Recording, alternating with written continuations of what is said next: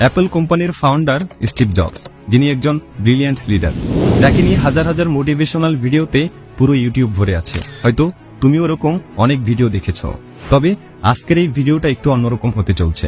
আচ্ছা, যদি এরকম হয় যে স্টিভ জবস তার 50 বছরের জীবনে যা যা শিখেছেন তা যদি আমি তোমাকে মাত্র 15 মিনিটে শিখিয়ে দেই, তাহলে বিষয়টা কেমন হবে? উত্তরে হয়তো বলবে, হ্যাঁ ভালোই তো। আসলে আজ সেটাই হতে চলছে। 2005 সালে স্ট্যানফোর্ড ইউনিভার্সিটিতে স্টিভ জবস একটি স্পিচ দিয়েছিলেন, আর এতে তিনি তার জীবনের সবচেয়ে বড় লার্নিংকে মাত্র 15 মিনিটে বলেছিলেন, আর সেটা 3টি গল্পের মধ্য দিয়ে। এখন যদি আমি তোমাদেরকে জিজ্ঞেস করি যে স্টিভ জবসের সেই স্ট্যানফোর্ড কমেন্সমেন্ট স্পিচটা তুমি কি শুনেছিলে, কয়েকজন বাদে বেশিরভাগ মানুষ হয়তো বলবে যে না, আমি শুনিনি। আর এই না শোনার একটা বিশেষ কারণ হতে পারে সেই স্পিচটা ইংলিশে ছিল। বড় বড় মোটিভেশনাল স্পিকাররা এই স্পিচটাকে হাইলি রেকমেন্ড করেছেন সবার জন্য। জীবনে একবার হলেও যে স্পিচটা প্রতিটি মানুষের শোনা উচিত। বাট শুধু ল্যাঙ্গুয়েজ ব্যারিয়ারের জন্য ওয়ার্ল্ডের সবচেয়ে সেরা স্পিচটা, পৃথিবীর সেরা অনুপ্রেরণামূলক বক্তব্যটা তুমি শুনতে পারবে না, তা তো হতে পারে না।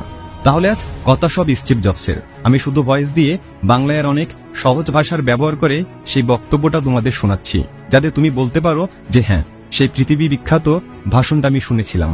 তাহলে কিছু সময়ের জন্য মনের সব চিন্তার বাইরের কোলাহল থেকে নিজেকে একটু মুক্ত করে নাও। তুমি আজ সেটাই শুনতে চলছো যার মাধ্যমে তোমার পুরো জীবনটা পরিবর্তন হয়ে যেতে পারে। চলো তাহলে শুরু করা যাক। পৃথিবীর অন্যতম শ্রেষ্ঠ বিশ্ববিদ্যালয়ে তোমাদের সমাবর্তন অনুষ্ঠানে আসতে পেরে আমি খুবই সম্মানিত বোধ করছি। সত্যি বলতে কি, আমি কখনো কোনো বিশ্ববিদ্যালয় থেকে পাশ করিনি, আর আজকেই আমি কোনো বিশ্ববিদ্যালয়ের সমাবর্তন অনুষ্ঠান সবচেয়ে কাছ থেকে দেখছি। আজ আমি তোমাদের আমার জীবনের 3টি গল্প শোনাতে চাই। আহামরি কিছু না, শুধু 3টি গল্প। প্রথম গল্পটি হচ্ছে জীবনটাকে এক সুতোয় বাঁধা নিয়ে। রিড বিশ্ববিদ্যালয়ে ভর্তির 6 মাসের মাথায় আমি পড়ালেখা ছেড়ে দিই। অবশ্য বিশ্ববিদ্যালয় পুরোপুরি ছেড়ে যাওয়ার আগে প্রায় বছর দেড়েক আমি সেখানে ছিলাম। আমি কেন পড়ালেখা ছেড়েছিলাম? ঘটনার শুরু আমার জন্মের আগে থেকে। আমার মা ছিলেন বিশ্ববিদ্যালয়ের একজন অবিবাহিতা শিক্ষার্থী। তিনি আমাকে দত্তক দিতে চাইলেন। মা আমাকে এমন পরিবারে দত্তক দিতে চাইলেন যাদের বিশ্ববিদ্যালয়ের ডিগ্রি আছে। একজন আইনজীবী ও তার স্ত্রী আমাকে দত্তক নেওয়ার জন্য রাজি হলেন। কিন্তু জন্মের পর আমার মা বাবার মনে হলো তারা আসলে একটি মেয়ে সন্তান আশা করেছিলেন। গভীর রাতে তারা সেই আইনজীবী পরিবারকে ফোন দিয়ে বললেন, অপ্রত্যাশিতভাবে আমাদের একটি ছেলে সন্তান হয়েছে, আপনারা কি তাকে দত্তক নিতে চান? তারা বললেন, অবশ্যই। আমার মা পরে জানতে পারলেন আইনজীবী পরিবারের কেউই বিশ্ববিদ্যালয় থেকে পাশ করেননি। আমার দত্তক বাবা এমনকি হাই স্কুলও পাশ করেননি। এসব জেনে আমার মা দত্তক চুক্তিপত্রে স্বাক্ষর করতে রাজি হননি। কয়েক বছর পর আমার দত্তক বাবা মা কথা দিলেন তারা অবশ্যই আমাকে বিশ্ববিদ্যালয়ে পড়াবেন, এবং সেই কথা শুনে আমার মা আমাকে দত্তক দিতে রাজি হলেন। এভাবে আমার জীবন শুরু হলো। 17 বছর পর আমি সত্যিই বিশ্ববিদ্যালয়ে গিয়েছিলাম, কিন্তু আমি বোকার মতো স্ট্যানফোর্ডের মতো ব্যয়বহুল একটি বিশ্ববিদ্যালয় বেছে নিয়েছিলাম। আমার নিম্ন মধ্যবিত্ত বাবা মায়ের সব জমানো টাকা আমার পড়ালেখার পেছনে খরচ হয়ে যাচ্ছিল। 6 মাস এভাবে যাওয়ার পর আমি এর কোনো মানে খুঁজে পাচ্ছিলাম না। আমার ভবিষ্যৎ জীবন তৈরিতে সেই বিশ্ববিদ্যালয় কতটা ভূমিকা রাখবে সেটা আমি বুঝতে পারছিলাম না। অথচ আমি আমার বাবা মার সারা জীবনের জমানো টাকা লেখাপড়ার পিছনে ঢেলে দিচ্ছিলাম। তাই আমি বিশ্ববিদ্যালয় ছেড়ে দেওয়ার সিদ্ধান্ত নিলাম এবং বিশ্বাস রেখেছিলাম যেন এরপর সবকিছু ঠিকঠাক চলে।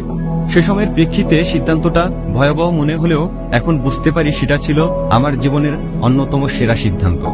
পড়ালেখা বন্ধ করে দেওয়ার পরে আমি সহজেই বিরক্তিকর সব ক্লাস থেকে মুক্তি পেলাম এবং তারপর আমার পছন্দের ক্লাসগুলোতে ভর্তি হতে শুরু করলাম। তখনকার সব ঘটনায় খুব রোমান্টিক ছিল না। আমার নিজের কোনো থাকার জায়গা ছিল না, তাই আমি আমার বন্ধুদের রুমের মেঝেতে ঘুমাতাম। ব্যবহৃত কোকের বোতল ফেরত দিয়ে আমি 5 সেন্ট করে পেতাম এবং তা দিয়ে খাবার কিনে খেতাম। সপ্তাহে অন্তত একবার ভালো খেতে প্রতি রবিবার রাতে 7 মাইল হেঁটে শহরের অপর প্রান্তে হরে কৃষ্ণ মন্দিরে যেতাম। আমার ভীষণ ভালো লাগতো। আমার কৌতূহল আর ইনটিউশনের কারণে আমি বেপরোয়া যা কিছুই করেছি, পরবর্তীতে তার বেশিরভাগই আমার কাছে মূল্যবান হিসেবে প্রতীয়মান হয়েছে। তোমাদের একটা উদাহরণ দেই। রিড কলেজে সেই সময় সম্ভবত দেশের সেরা ক্যালিগ্রাফি কোর্স হতো। ক্যাম্পাসে সব পোস্টার আর লেবেল আঁকা হতো হাতে করা ক্যালিগ্রাফি দিয়ে। যেহেতু আমি আর বিশ্ববিদ্যালয়ের ছাত্র ছিলাম না, তাই সহজেই ক্যালিগ্রাফি শেখার নতুন একটা কোর্সে ভর্তি হয়ে গেলাম। আমি সেরিফ ও স্যান্স সেরিফ টাইপসেস শিখলাম। বিভিন্ন ফন্টের স্পেস কমানো বাড়ানো সহ চমৎকার টাইপোগ্রাফি তৈরির কৌশল শিখলাম। ব্যাপারটা ছিল দারুণ, ঐতিহাসিক, বিজ্ঞানের বাইরে একটা আর্ট, যা আমাকে ভীষণ আকৃষ্ট করেছিল। এই ক্যালিগ্রাফি জিনিসটা যে আমার জীবনে কাজে আসবে সেটা আমি কখনো ভাবিনি। কিন্তু 10 বছর পর আমরা যখন প্রথম ম্যাকিনটশ কম্পিউটার ডিজাইন করি তখন সেই জ্ঞানের পুরোটাই আমার কাজে লেগেছিল। ম্যাক কম্পিউটারে আমরা সেই ডিজাইনটাই ব্যবহার করি। এটি ছিল সুন্দর টাইপোগ্রাফি সমৃদ্ধ প্রথম কম্পিউটার। আমি যদি সেই ক্যালিগ্রাফি কোর্সে ভর্তি না হতাম তবে ম্যাক কম্পিউটারে নানান টাইপফেস আর আনুপাতিক দূরত্বের ফন্ট থাকতো না। আর যেহেতু উইন্ডোজ ম্যাকের কাজই নকল করেছে তাই বলা যায় কোনো পার্সোনাল কম্পিউটারেই এ ধরনের ফন্ট থাকতো না। বিশ্ববিদ্যালয় না ছাড়লে আমি কখনোই ক্যালিগ্রাফি কোর্সে ভর্তি হতাম না। ফলে পার্সোনাল কোনো কম্পিউটারই হয়তো কখনো এত সুন্দর ফন্ট থাকতো না। অবশ্য বিশ্ববিদ্যালয়ে থাকাকালীন সময়ে সেসব বিচ্ছিন্ন ঘটনাগুলোর এমন যোগসূত্র তৈরি করা সম্ভব ছিল না। কিন্তু 10 বছর পরে পিছনে ফিরে তাকালে তার সবকিছুই পরিষ্কার বুঝতে পারি। তুমি কখনোই ভবিষ্যতের দিকে তাকিয়ে অতীতের বিচ্ছিন্ন ঘটনাগুলোকে এক সুতোয় বাঁধতে পারবে না। এটা শুধুমাত্র পেছনে তাকিয়ে সম্ভব। তাই তোমাকে বিশ্বাস করতেই হবে যে বিচ্ছিন্ন সব ঘটনা ভবিষ্যতে একটা ভালো ফল তৈরি করবে। তোমাকে একটা কিছুর উপর বিশ্বাস রাখতেই হবে, তোমার নিছক ধারণা, ভাগ্য, জীবন, কর্ম, কিছু একটা। যদি তুমি বিশ্বাস করো যে জীবনের বিচ্ছিন্ন সব ঘটনা একদিন ভালো ফল বয়ে আনবে, তবেই তুমি মনের কথা মতো চলতে পারবে, আর এভাবেই তুমি সফল হতে পারবে। আমার দ্বিতীয় গল্পটি ভালোবাসা আর হারানোর গল্প। আমি ভাগ্যবান ছিলাম। জীবনের প্রথম দিকেই আমি আমার ভালোবাসার কাজ খুঁজে পেয়েছিলাম। 20 বছর বয়সে আমি আর রোজ মিলে আমাদের পারিবারিক গ্যারেজ অ্যাপেল কোম্পানি শুরু করেছিলাম। আমরা কঠোর পরিশ্রম করেছিলাম। 10 বছরের মাথায় গ্যারেজের দুইজনের কোম্পানি থেকে অ্যাপেল 4000 কর্মীর $2 বিলিয়ন কোম্পানিতে পরিণত হয়। আমার বয়স যখন 30, তার কিছুদিন আগে আমরা আমাদের সেরা কম্পিউটার ম্যাকিনটশ বাজারে ছাড়ি, আর ঠিক তখনই আমার চাকরিটা চলে যায়। কিভাবে একজন তার নিজের হাতে গড়া কোম্পানি থেকে চাকরি হারাতে পারে? অ্যাপেল যখন বেড়ে উঠেছে তখন আমরা বেশ মেধাবী একজনকে নিয়োগ দিয়েছিলাম। ভাবলাম সে আমাদের সাথে ভালোভাবে কোম্পানিটা এগিয়ে নিবে। প্রথম বছর সবকিছু ভালোভাবেই গেল, কিন্তু ধীরে ধীরে ভবিষ্যৎ পরিকল্পনা নিয়ে তার সাথে আমার চিন্তা ভাবনার অমিল দেখা দিতে লাগলো। আমাদের প্রতিষ্ঠানের পরিচালনা বিভাগও তার পক্ষ নিল। অতএব 30 বছর বয়সে আমি আমার কোম্পানি থেকে আউট হয়ে গেলাম, বেশ প্রকাশ্যে আউট হয়ে গেলাম। আমার তারুণ্যের সব স্বপ্ন এক নিমেষে হাতছাড়া হয়ে গেল। আমি একদম ভেঙে পড়লাম। পরের কয়েক মাস বুঝতে পারছিলাম না যে আমি কি করব। আমার মনে হচ্ছিল আমি আগের প্রজন্মের উদ্যোক্তাদের মনোবল ভেঙে দিয়েছি। আমার হাতে যে দায়িত্ব দেওয়া হয়েছিল তা আমি পালন করতে পারিনি। আমি ডেভিড প্যাকার্ড এবং বব নয়েসের সাথে দেখা করে আন্তরিকভাবে ক্ষমা চাইলাম। আমার ব্যর্থতার গল্প চারিদিকে ছড়িয়ে পড়ল। আমি ভ্যালি ছেড়ে পালিয়ে যাওয়ার কথাও ভাবলাম, কিন্তু ধীরে ধীরে আমি একটা বিষয় অনুভব করতে লাগলাম। সবকিছুর পরেও আমি আমার আগের সব কাজ ভালোবাসতাম। অ্যাপেলের ঘটনাগুলি সেই সত্যকে এতটুকু বদলাতে পারেনি। আমাকে প্রত্যাখ্যান করা হয়েছে, কিন্তু তারপরেও কাজের প্রতি আমার ভালোবাসা কমেনি। তাই আমি আবার নতুন করে শুরু করার সিদ্ধান্ত নিলাম। তখন বিষয়টা বুঝতে পারিনি, কিন্তু পরে আবিষ্কার করলাম অ্যাপেল থেকে চাকরিচ্যুত হওয়াটা ছিল আমার জীবনের সবচেয়ে ভালো ঘটনা। সফল হওয়ার সব ভার থেকে মুক্ত হয়ে আমি আবার নতুন করে শুরু করলাম নিশ্চয়তাবিহীন নতুন জীবন। এর ফলে আমি আমার জীবনের অন্যতম সৃজনশীল সময়ে যাত্রা করার সুযোগ পেলাম। পরবর্তী 5 বছর আমি নেক্সট নামে একটি কোম্পানি শুরু করি, পিকচার নামে আরো একটি কোম্পানি শুরু করি এবং প্রেমে পড়ি অসাধারণ এক মেয়ের, যে পরে আমাকে বিয়ে করেছে। পিকচার থেকে আমরা পৃথিবীর প্রথম অ্যানিমেশন ছবি টয় স্টোরি তৈরি করি। পিকচার বর্তমানে পৃথিবীর সবচেয়ে সফল অ্যানিমেশন স্টুডিও।